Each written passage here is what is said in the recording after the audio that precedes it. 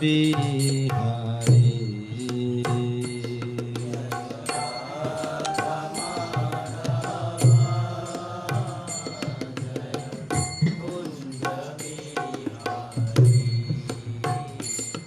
जय गोपी जनवल्लभ जय गिरिवरधारी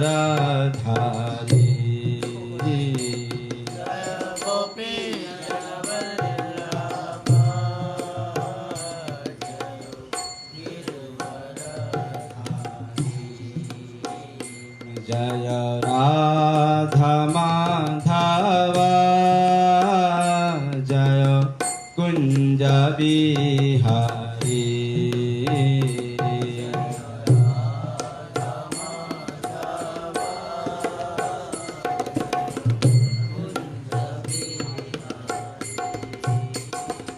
जय यशोदानंदन जय ब्रज जनरंजन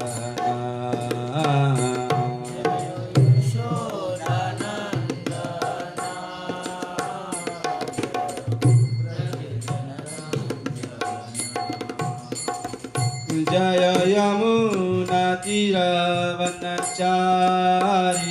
जय गिरिवरधारी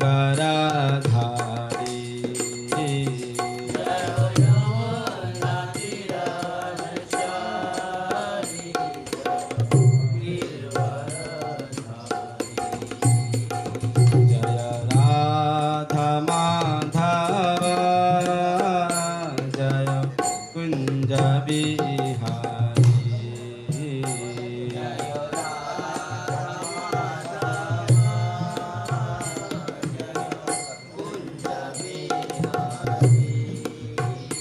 जय राधा माधव जय कुंज बिहारी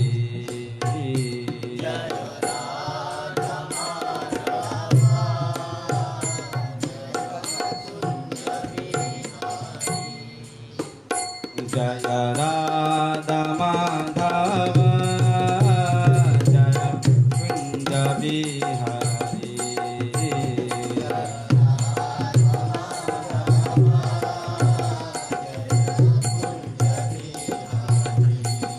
हरे जाम विष्णुपाद परमहंस आचार्य श्री श्रीमद अभय चरण श्री भक्तिवेदांत स्वामी श्रीपाद महाराज भक्ति सिद्धांत सरस्वती गोस्वामी महाराज की शेख गोस्वामी महाराज की पंच तत्व की प्रहलाद मान सिंहदेव भगवान की गोविंदा भगवान की पंच तत्व की जगन्नाथ सुत बलदेव की लक्ष्मीनारायण भगवान गो श्री महारानी की जय ग्रंथरा श्रीमद्भागवतम प्राण की जय। ओम नमो भगवते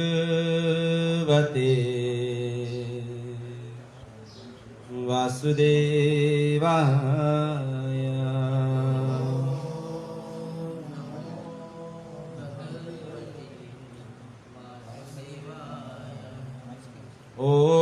ओम नमो भगवते वासुदेवाय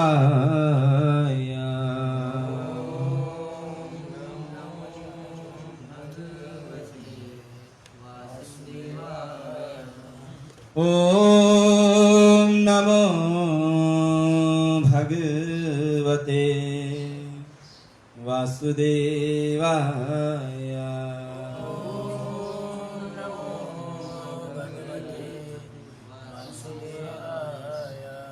मुखं करोति वाचनं पांघं लंघयते गिरं यत्कृपातमन्दे श्रीगुरुन्दिन्तारिणं परमानन्दमाधवं श्रीचैतन्य ईश्वरम् ॐ अज्ञानतिमिरान्धस्य ज्ञानञ्जनशलाकया चक्षुरुन्मीलितं येन तस्मै श्री गुरवे नमः। श्री चैतन्यमनभीष्टं स्थापितं येन भूतले सोऽयं रूपा कदा मह्यं ददाति स्वपदान्तिकम्। वन्देऽहं श्रीगुरु श्रीयुतपदकमलं श्रीगुरुं वैष्णवं च श्रीरूपं सागरजयितं सगणा रघुनाथं वितं तं सजीवं साद्वैतं साधुतं हरिजनसहितं श्रीकृष्ण चैतन्यदेवं श्रीराधा कृष्ण पदान् सगणललिता श्रीविशाखावितं च हे कृष्णा करुणा सिन्धु दीनबन्धु जगत्पते गोपेश गोपिका कान्ता राधा कान्ता नमस्तुते। तप्त कंचन गौरंगे श्रीराधे वृंदावनेश्वरी पृष्ठभानुसुते देवे प्रणमामि हरिप्रिये। वाञ्छाकल्पतरुभ्यश्च कृपा सिन्धुभ्यश्च पतितनाम पावनभ्यो वैष्णवेयो नमो नमः। नमो विष्णुपदाय कृष्णपृष्ठाय भूतले श्रीमते भक्तिवेदान्त स्वामी इति नामिने। नमस्ते सरस्वती दिवे गौरवाणी प्रचारिणे निर्विशेष शून्यवादी पाश्चात्य देशतारिणे। जय श्री कृष्ण चैतन्य प्रभु नित्यानंद श्री अद्वैत गदाधर श्रीवासादि गौर भक्तवृंद। हरे कृष्णा कृष्णा कृष्णा हरे हरे हरे राम राम राम हरे हरे। नारायण नमस्कृत्यं नरं चैव नरोत्तमं दिव्यं सरस्वतीं व्यासं ततो जयमुदीरते। नष्टप्रायेषु अभद्रेषु नित्यं भागवत सेवया भगवती उत्तम श्लोके भक्ति भवति नैष्ठिकी। कृष्णाय वासुदेवाय देवकी नंदनाय च नंदगोपकुमाराय गोविंदाय नमो नमः। कृष्ण कृपा मूर्ति श्री श्रीमद चरण श्री भक्तिदान स्वामी श्रीपाद महाराज की जय। जय गो। हरे कृष्णा। मैं पद्मनाभ दास, पाकिस्तान, हैदराबाद, इस्कॉन गोनिताय सेंटर लक्ष्मी नारायण मंदिर के सभी भक्तों की ओर से आप सभी भक्तों को चरणों में दंडवत प्रणाम। मैं आपका बहुत आभारी हूँ कि आपने मुझे भगवान प्रभुपाद महाराज की योजना जो है भगवत प्रचार का, वो मुझे सेवा करने का जो मौका दिया। और मैं अपने गुरु महाराज प्रभुपाद महाराज के चरणों में दंडवत प्रणाम करता हूँ, जिनके कृपा से आज हम जो है कृष्ण भावना भगवती में जुड़े हैं और ये सारा एक परिवार एक साथ हम जुड़े हैं। और इस प्रभुपाद जी महाराज के जो मिशन था पूरी दुनिया के अंदर कृष्ण भावना का प्रचार करना, हम सभी लोग इस महाप्रचार प्रभुपाद महाराज के इस मिशन को, प्रचार कार्य को बढ़ाने का प्रयास कर रहे हैं। और आप सभी भक्तों का आशीर्वाद चाहिए ताकि हम इस प्रयास को पूर्ण कर सके। प्रभुपाद जी महाराज का जो मिशन है इस सेवा में लगे। और मैं आपका बड़ा आभारी हूँ, इस ग्रेस श्यामानंद प्रभु, इस ग्रेस रामी के प्रभु, इस ग्रेस राम सका प्रभु, इन सबका आभारी हूँ कि मुझे आज भागवत प्रचार करने का, भगवान की महिमा का गुणगान करने का आपने जो मुझे ये अवसर दिया। और आपके आशीर्वाद, प्रभुपाद महाराज के आशीर्वाद से मैं भागवत चर्चा को जो सही प्रकार से सहयोग दे सकूं। आप लोगों का आशीर्वाद मुझे प्राप्त हो, आशीर्वाद मिले ताकि मैं सेवा को अच्छी तरीके से कर सकूं। हरे कृष्ण। तो हम लोग यहाँ पर भागवतम के चौथे सिकंद का जो है श्लोक करेंगे। 18वें अध्याय का जो है 22वां श्लोक। तो हम थोड़ा सा भागवतम के विषय में जो है बताने का प्रयास करते हैं कि भागवतम हमारे लिए कितनी महत्वपूर्ण है और हमें इसे समझना चाहिए और सभी लोगों को भागवतम की महिमा का जानने का प्रयास करना चाहिए। एक गांव था, उस गांव में लुटेरे थे और वरिष्ठ लुटेरे जो है उस गांव में के अलग अलग लोगों को जो है उनके घरों में जाके लूटा करते थे। मगर वो वरिष्ठ जो था लुटेरों का जो है अलग अलग जो आते थे उन सबको ही शिक्षा देता था, मेहरबानी कर कर कहीं भी भागवत चर्चा होती हो, भागवत कथा होती हो, वहाँ कृपा करके ना जाइए। और अगर वहाँ पहुँच भी जाओ तो अपने कानों को बंद कर लीजिएगा ताकि आप भागवत कथा ना सुन सकें। कहीं सप्ताह हो रही हो, भागवत सप्ताह हो रही हो, वो भी नहीं सुनना। तो उनके वरिष्ठ जो थे लुटेरों के ये बताया। और एक लुटेरा जो है गांव की ओर गया और देखा कि कौन सा घर है जो बहुत ज़्यादा धनवान है, उसको मुझे लूटना है। तो ये इस प्रकार जब पहुंचा तो क्या हो रहा, वहाँ पर भागवत कथा हो रही थी। और जैसे वहाँ से गुजरा तो हमारे वरिष्ठ ने बताया कि हमें भागवत कथा नहीं सुननी चाहिए। उसने कानों में हाथ रख लिया और किसी कारण से आगे जब वो बढ़ा तो उसके पाँव में एक कांटा लग गया और कांटा निकालने के लिए उसके दोनों हाथ वहाँ से हट गए।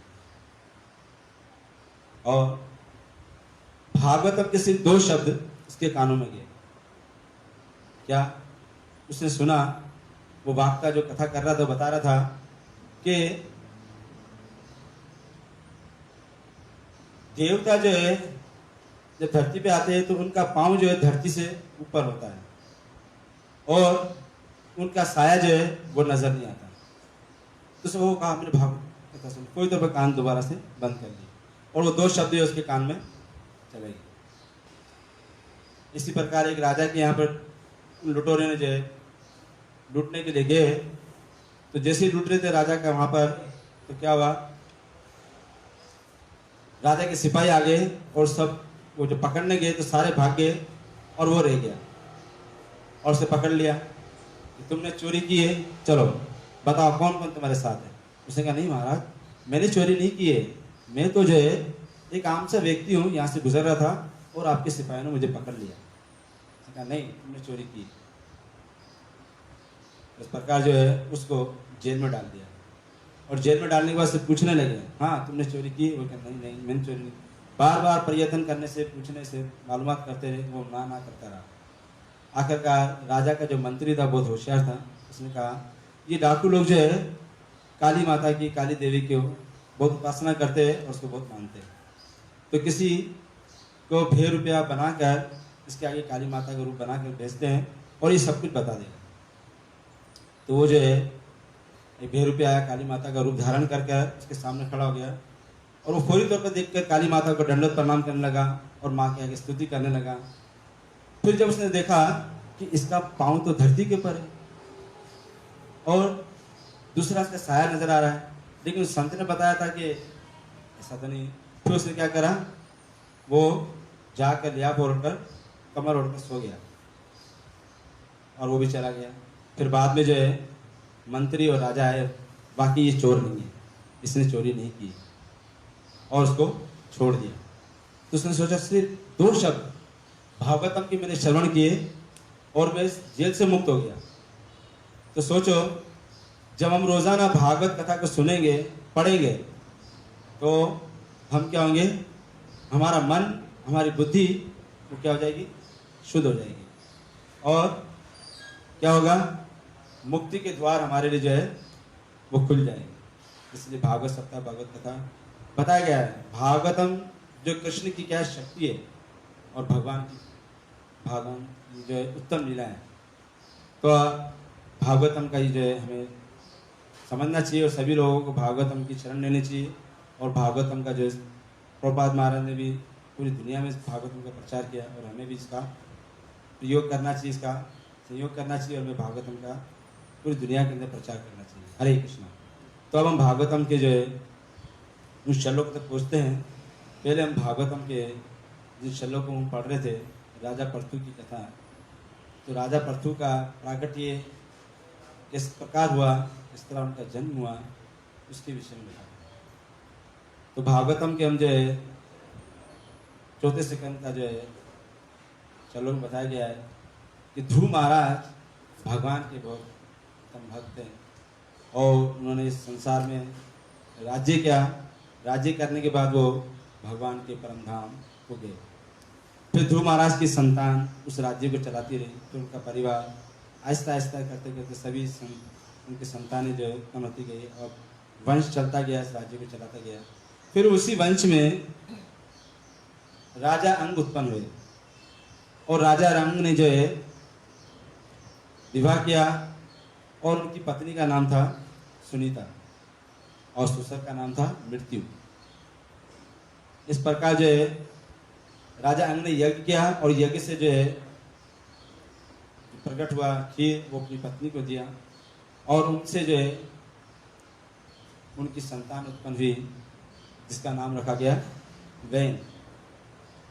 और वैन जब बड़ा हुआ तो क्या करता था, लोगों को, नागरिकों को बहुत सताता था, तंग करता था।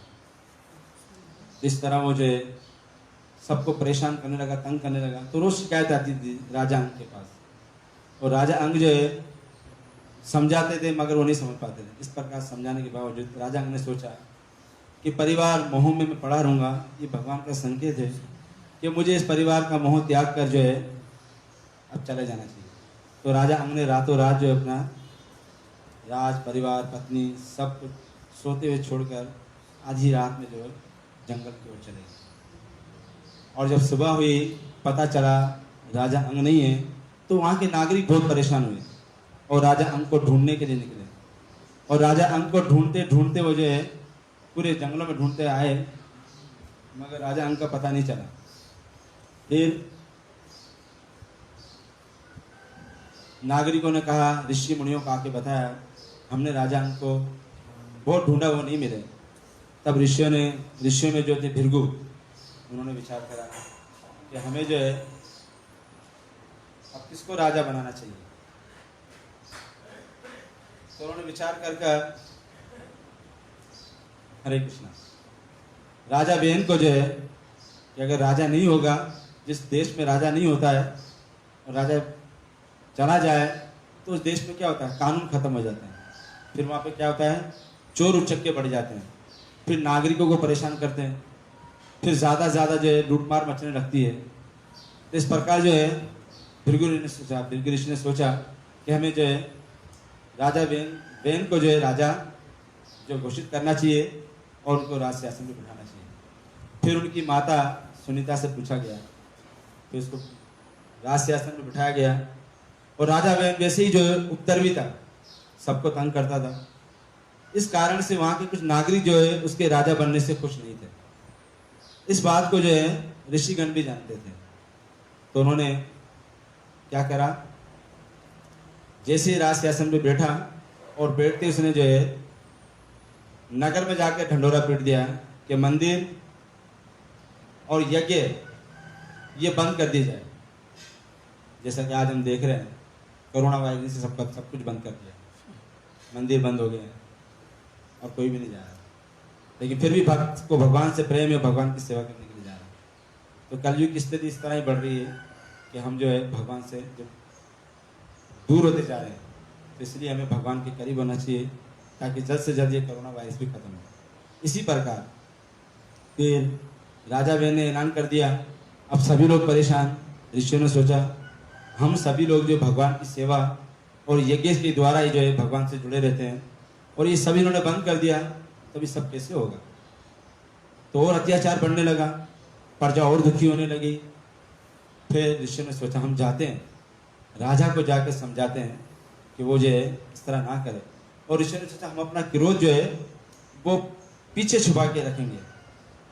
राजा बहन को समझाया, राजन जो राजा होता है वो अपनी प्रजा का जो है ध्यान रखता है और हर प्रकार से उनको सुविधा देता है। इस प्रकार जो प्रजा सुखी होती है तो राजा की आयु बढ़ती है और फिर राजा जो है में पवित्रता आती है, फिर राजा जो है स्वर्ग जाने का अधिकारी बन जाता है।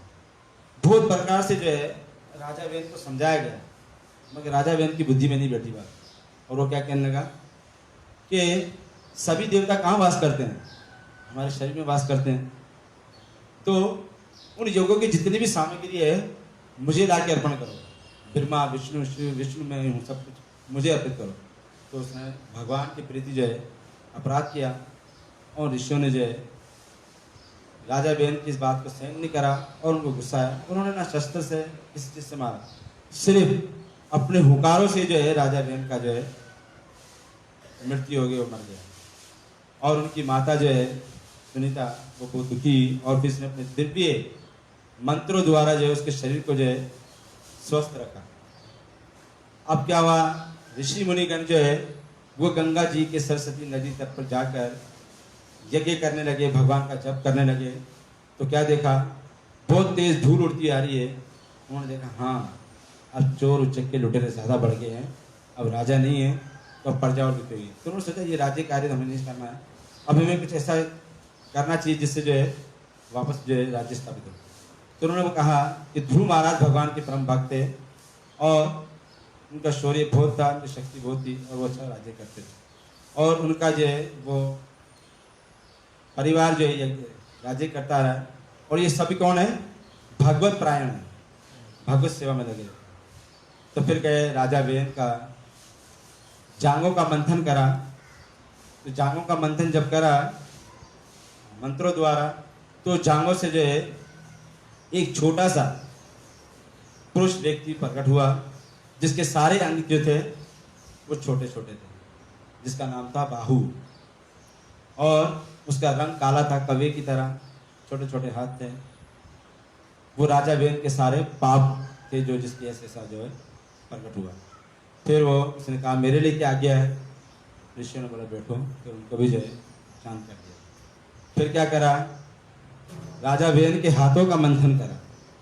हाथों का मंथन करने से उनके मंथन से जो है भगवान विष्णु के अंश पृथु महाराज और दूसरा जो है भगवान के हमेशा संग में रहने वाली युगल जोड़ी लक्ष्मी का अंश अर्ची प्रकट हुई। तब ऋषि ने घोषणा कर दी कि ये राजा जो है भगवान विष्णु का अंश है और ये पृथ्वी को दोबारा से दोहेगा, पृथ्वी को दोबारा से जो है वापस से दोहेगा और उसको वापस से जो है नागरिकों को जो है सुख देगा। फिर राजा के विषय में बहुत कुछ बताया। फिर सभी नागरिकों ने, देवताओं ने और अप्सराओं ने, गंधर्वों ने, यमराज ने, सभी ने राजा की स्तुति करी और राजा को जो उपहार प्रकट करे, उपहार दिए और राजा की स्तुति करने लगे। राजा ने कहा मैं में ऐसे कोई भी गुण नहीं है जो आप मेरे ऐसी स्तुति कर रहे हो, लेकिन उन्होंने कहा नहीं आप में से गुण। फिर बताया गया ये राजा जो है सूर्य की तरह होगा, जिसे सूर्य जमीन से क्या लेता है, समुद्र से सब जगह से पानी लेता है, खींचता है और आवश्यकता आने पर वो सूर्य क्या करता है, सब जगह पर वर्षा करता है। इसी प्रकार ये राजा जो है सबसे कर लेगा, लेकिन मुसीबत के समय ये नागरिकों को जो है वापस लौटाएगा। तो ये राजा, और ये राजा कैसा होगा, पृथ्वी की तरह होगा। ये जो है कोई इसका जो है पहाड़ करेगा, अगर इसके सर के पर पाँव भी रख के चला जाएगा तो भी ये राजा इतना सहिष्णु होगा, उन्हें क्षमा कर देगा। मगर अधर्म जो होगा उसके लिए राजा जो इसका स्थापित करेगा धर्म। इस प्रकार जब राजा को स्थान दिया गया, राजा को सभी शिवजी ने, कुबेर ने, सभी ने जो है अलग प्रकार का कहा दिया। जब इसको आसन दिया गया तो फिर सारे नागरिक, सारी जनता जो भूख और प्यास से कांटे की तरह सूख गई थी, राजा से प्रार्थना करने, राजन हमें जो है अन्न प्राप्त नहीं हो रहा है और जटा अग्नि से हम जो है सूख के जा रहे हैं। तब इस प्रकार राजा ने ध्यान लगाया और ध्यान लगा धनुष उठाया और पृथ्वी पर जो है वो धनुष छोड़ने लगे। तो पृथ्वी माता ने क्या करा, गौ का रूप ले लिया, गाय का रूप ले लिया और वो भागने लगी और राजा पति उसका पीछा करने लगे। भागते भागते भागते जो है, हरे कृष्ण, धरती माता बहुत भागी, ऊपर भागी, नीचे पाताल में भागी। जब वो सुरक्षा नहीं कर पाई तो फिर उसने जो है भगवान की तरफ उड़ी, दोबारा अपना मोड़ किया और भगवान से कहा, आप मुझे क्यों मारना चाहते हो, मैंने कौन सा पाप कर्म किया। तो उन्होंने कहा, आपने मेरी आज्ञा का पालन नहीं करा, मैंने यज्ञ करा और यज्ञ से जो है तुमने सत्युग का भाग जो है भाग लिया और उसके बदले में तुमने जो अन्न नहीं दिया। तो बहुत सारा इसमें बताया गया है कि अब भक्तों द्वारा इस पृथ्वी पर जो है भगवान नाम का संकीर्तन नहीं होगा, और जितना ज़्यादा भगवान नाम का संकीर्तन किया जाता है तो धरती माता उतनी प्रचुर मात्रा में, देवता भी जो है इतनी प्रचुर मात्रा में प्रसन्न होते हैं और हमें हर तरह से जो है सब प्रकार की सुविधा प्राप्त होती है। तो हम सबको चाहिए भगवान के पवित्र नाम का जो है नाम संकीर्तन लेके करना चाहिए, ज़्यादा ज़्यादा भगवान का जप करना चाहिए। तो इस प्रकार से जो है धरती माता ने जो है राजा पृथु से कहा, अब कोई ऐसा पात्र बनाइए। बहुत सारी प्रार्थना की राजा पृथु से, फिर आखिर में जाकर कहा कि एक ऐसा पात्र बनाइए जो मैं सब रस प्रकट करूं तो वो उसका पात्र हो जो इसको ग्रहण कर सके। तो राजा पृथु ने स्वयंभू मनु को धोने वाला बनाया और बृहस्पति को जो है बछड़ा बनाया, जो उन्होंने सारे गाँव का जो दूध जो रस था वो लिया और उसमें से पात्र जो निकला वो वैदिक जो ज्ञान था वो बृहस्पति ने देवताओं को दिया। इस प्रकार अलग अलग प्रकार से धरती माता से जो रस निकलने लगा और वो देने लगे। इस प्रकार जो है धरती माता ने जो है इंद्र देवता ने जो रस निकला उसमें से सोम रस निकला, उस सोम रस से जो है देवता को, इंद्रियों को और उनको जो है पुष्टि प्राप्त होती है। इस तरह भागवतम के इससे जो है चतुर्सिकंद में बहुत सारा ऐसी लीला है भगवान की। तो अब हम जो रोज़ाना श्लोक कर रहे हैं भागवतम के चतुर्सिकंद के 18वें अध्याय का, कल हमने जो है हरे कृष्ण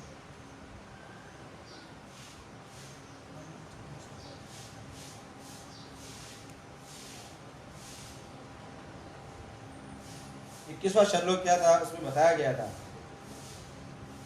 तब महासागर के आदि यक्षों, राक्षसों, भूतों तथा पिशाचों ने भी शिव के अवतार रुद्र भूतनाथ को बछड़ा बनाया और रथक से निर्मित पाए पदार्थों को धोकर उन्हें कपालों से बने पात्र में रखा।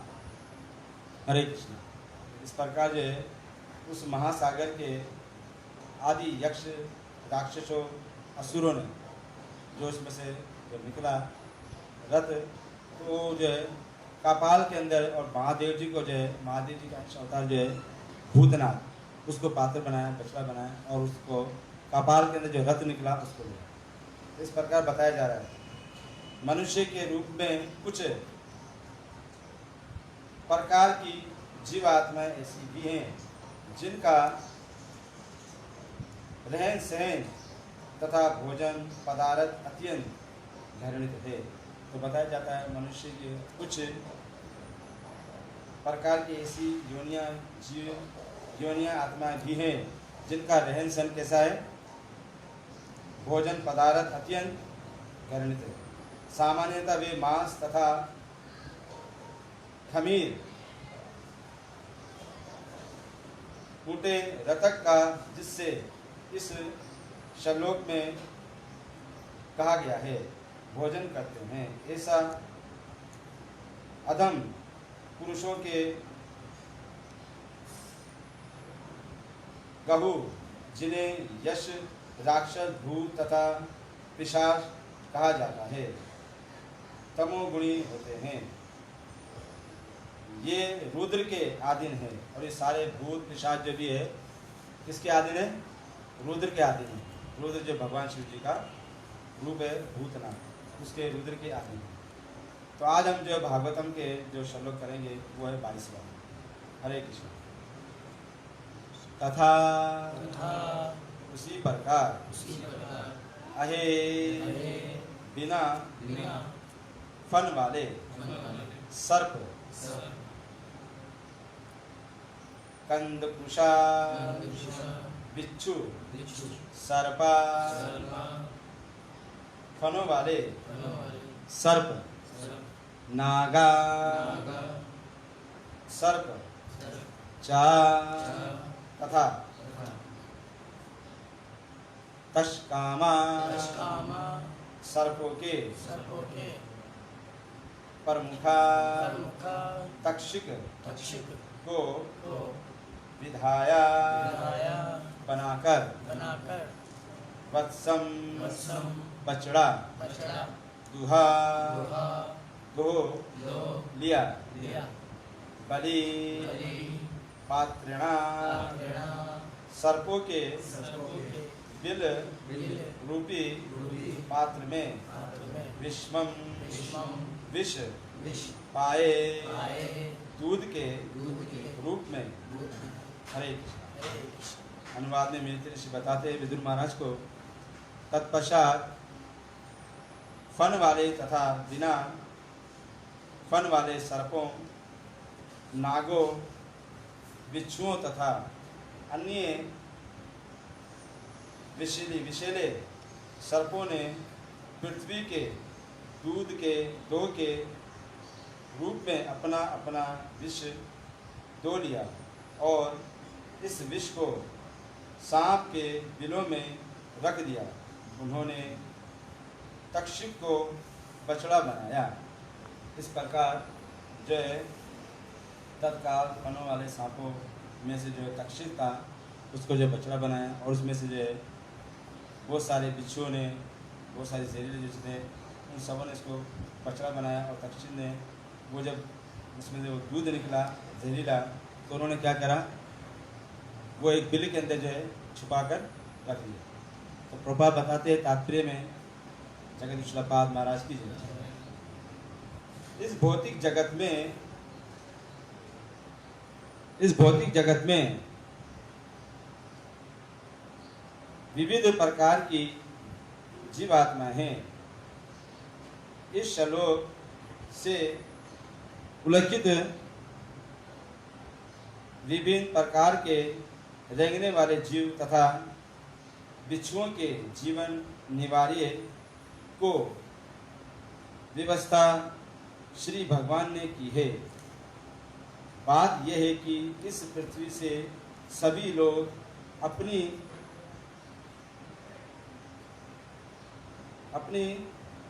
घात वस्तुएं प्राप्त करते हैं।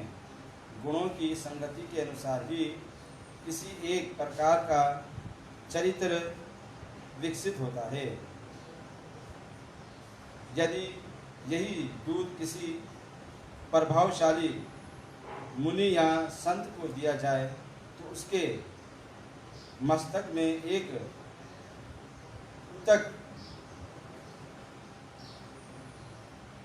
उतक बेगने जिससे वो उचित आध्यात्मिक चिंतन कर सकता है।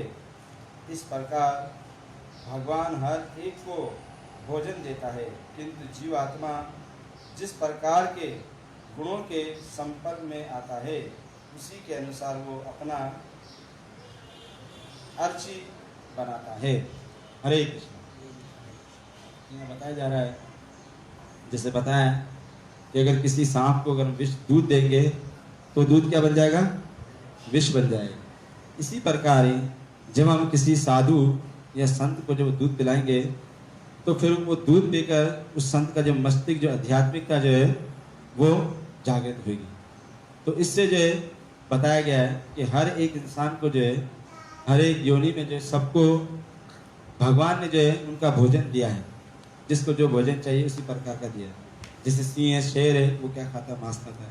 इसी प्रकार इसके अगले श्लोक में भी इसके विषय में ये बताया गया है।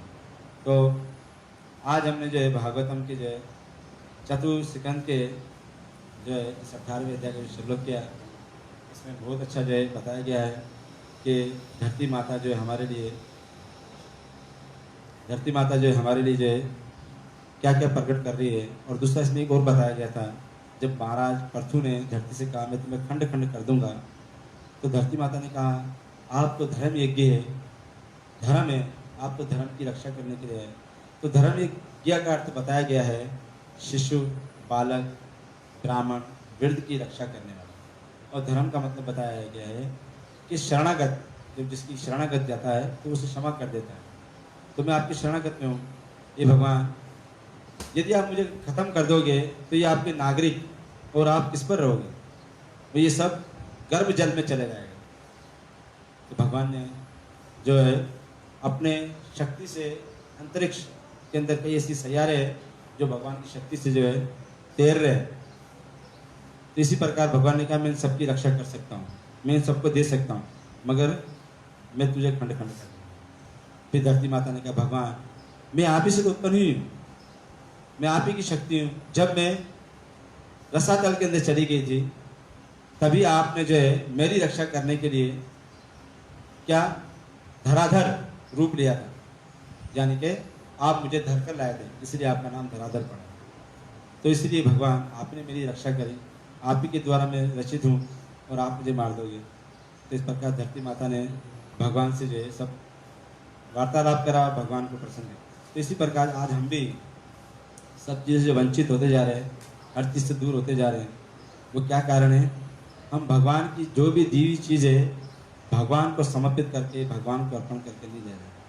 और जो भगवान को अर्पण किए बगैर खा रहे हैं, ऐसी भोजन ले रहे हैं, तो क्या खा रहे? गीता में कहा गया है वो पाप खा रहे हैं। तो इसीलिए हम सभी को जो है, जैसे गीता में क्या यत करोषि यत जहोषि, हे अर्जुन तुम जो कुछ करते हो, जो कुछ खाते हो, वो मुझे अर्पण करके करो। जो भी तपस्या करते हो, हम जो भी तपस्या करते हैं, तो कलयुग में क्या तपस्या है? हम ज़्यादा देर नहीं बढ़ सकते, तो कलयुग में तपस्या बताई गई है, जिसमें चैतन्य महाप्रभु ने जिसकी सिफारिश की है, और वो है हरे कृष्ण महामंत्र। और जितना इस धरती पर पूरे ब्रह्मांड में, पूरी कायनात में, पूरी दुनिया में इस नाम संकीर्तन को गाया जाएगा, दोहराया जाएगा, सब जगह इस नाम को गाया जाएगा, तो उतना ही जो है इस धरती पर जो है जो पाप अत्याचार बढ़ रहे हैं वो कम हो सकता है। कैसे?